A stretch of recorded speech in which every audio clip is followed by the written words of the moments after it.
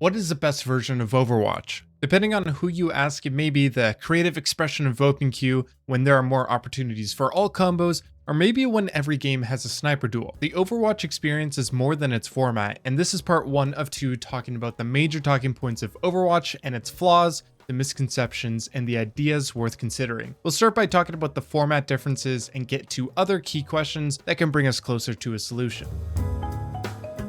An overview of the 6v6 5v5 role queue format debate boils down to 6v6 adds more strategy to the game, and stemming from this are other arguments like playstyle variety, more things to do, and bigger plays. 5v5 offers a solution to the queue time issue, a substantial increase to player agency on average, and simplifies the game for a more intelligible experience while maintaining most of the core elements. The end result we get in Overwatch 2 is a crunching of top-end depth and low-end volatility. So while 6v6 has higher highs, it also has lower lows. There's more to talk about, but that's pretty much it. If we are to have an honest opinion about this, we have to acknowledge the trade-offs, because whatever camp you're in, there are very few irrefutable positives and negatives for both 6v6 and 5v5. The undeniable pros and cons of 6v6 role queue are less pressure on individual players, more combos and thus more playmaking, substantially elevates tanking experience, and fights are more stable. But queue times become abysmal for DPS in particular, more mitigation which is brutal when trying to break chokes, and generally less player agency as team play is more important. Just as an aside, player agency is a bit complex. 5v5 definitely has more player agency, but less options. What this means is that if you're a Genji, the map is more accessible, but when trying to pick a target or trying to accrue enough resources to attack someone, there's less of that in 5v5. Now, the undeniable pros and cons of 5v5 are its verifiable solution to queue times, a simpler version, which is admittedly preference, but I think it leans in favor of 5v5, much more map freedom, and the individual player is more of a determining factor in fights. But there are less options, counterpicking is more apparent, there is less team play and playmaking, and matches tend to be ordinary. So where do I lean? I do prefer 6v6 because of the more complex aspects of the game and options when approaching fights. However, even after most of the stuns got removed or reduced, there's still this question of how do I get to where I want when there are so many more things to stop me? In 5v5, a player can move around the map more freely, and maybe because I'm stubborn, but when I'm counterpicked as Ball or even play Zarya with heroes that don't synergize well, both inoptimal picks, I'm usually taking on the challenge regardless. My preconceived notion is people just complain about anything without really battling through the adversity. It doesn't mean don't fight for something you believe, but I don't see people rolling up their sleeves and putting in the work to grow. This debate is mostly relevant for high-ranked players at the, let's say, diamond level and above. I think most players below that level will find out that 5v5 is the better version because of having more player agency. Again, there are higher highs with 6v6, but there are lower lows with it too. Going back to the counterpicking point, yes, there are matchups that are truly one-sided, but those are balance and design issues and not format. This video is more or less to pump the brakes on the 6v6 talk because I don't think there's a big enough appeal that will ever beat 5v5 queue times. But like Aaron Keller mentioned, there are more than just 2 formats to choose. An idea that has floated around and likely fixes issues of 6v6 is a 2-2-2 format, but instead of queuing for a specific role, your teammates are a mixed bag, meaning you can get 6 players that main support on your team, yet, of those players, there needs to be 2 DPS and 2 tanks. You can see where there's a problem with this, but it's a reasonable solution for the queue time issue, and it's much better than simply going to open queue. The thing about a hybrid solution like this is that it can be expanded to similar ideas that lie somewhere in between the structure of role queue and the flexibility of open queue. Instead of forcing 2-2-2, the requirement is that at least 1 player is playing each role. So, if 4 people pick DPS, the DPS heroes are locked and only tank and support heroes are available. Let's say the 5th player picks a tank. Now only support heroes are left to choose from.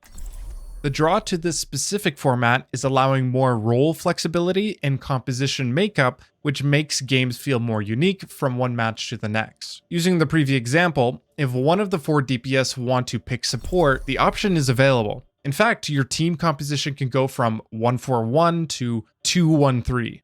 Now let's talk about 5v5. What are the possible formats for it? Well, if structure and having balanced team comps is everything, 5v5 role queue, which is what it is now, is the best. However, I played 5v5 open queue, and it's really fun format when tank picks are still strong with their abilities, but individually are fragile. Every hero seems viable. The one-dimensional heroes can get played because it's probable to play with another synergistic hero. So if flexibility and variety is the most important detail, 5v5 open queue is the best way to go, and it's better than 6v6 for the ease of balance. It seems like such a small detail to have 2 less players in a game, but the degree to which it is simplified makes the disparity between a good composition from a bad one less punishing, and the quality of games overall are less volatile. I'll pose another question. Would one of the hybrid formats I mentioned work for 5v5? Definitely, but 6v6 with a bit of structure, I think it's more engaging experience even if it's chaotic. I don't want to bias this video too much, so give it a try yourself. There's a Discord server I'll put down in the description which runs 6v6 lobbies. It's frequently updated and rebalanced, and it will allow you to compare how both versions of the game feel. Let me know how it goes.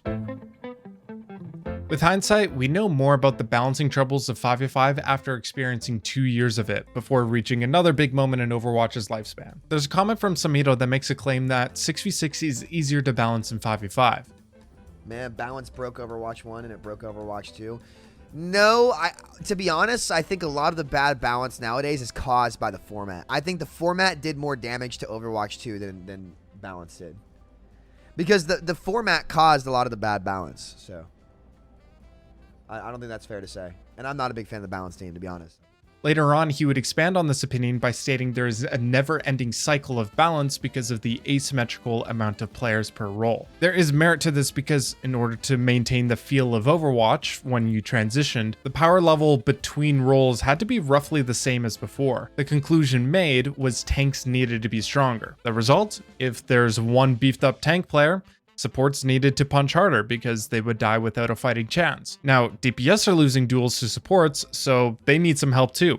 There's too much damage, so tanks need more mitigation, so you can see where the endless cycle claim comes from. The argument against this narrative is each role has overstepped their bounds on what their job is supposed to be. Supports do too much damage, too much healing, mobility creep. Their support synergy is comparable to a tank synergy nowadays. Tanks, they're too tanky, and they also have range with damage comparable to DPS players. DPS, well, they're only good because of the passive. Additionally, new heroes are getting better, and many abilities are instant value abilities that don't require much player input or skill. If heroes had fair counterplay and weaknesses woven into their designs, or simply had a balanced bias towards skillful heroes, would that make today's game more enjoyable?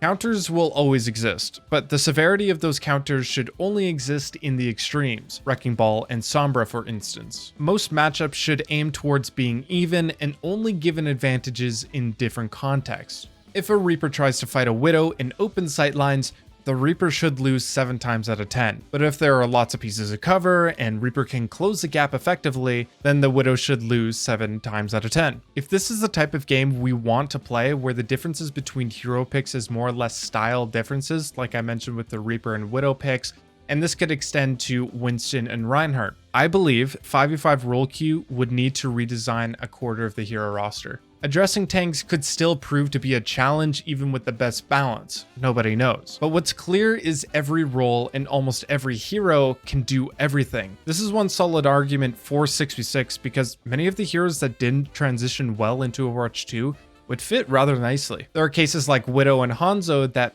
may still need consideration. If 5v5 has shown us anything, one-shots really don't have a place in this game because they take away from the tactical elements of Overwatch for the majority of players. But what are the struggles of balancing 6v6? Firstly, more players equals more variables. Secondly, balancing the amount of mitigation is really troublesome when you need to ensure the hero by itself is viable, and when the hero synergizes with another tank, that the overlap is too strong. Hence double shield. What I'd like to do is shift the question a little from what format is easier to balance to what format is easier to balance when balance is at its worst. What 6v6 has in favor of 5v5 is tanks are generally going to be a closer matchup for non-tank heroes, so when there are signs of a weak player, you can punish it. Also, if you have team play, any ult combo is good enough to break choke points. What 5v5 has in favor of 66 is the ability for a player to create a play on a new angle, or use an ultimate, seeing as they're more powerful when you just get one kill in 5v5 compared to 66.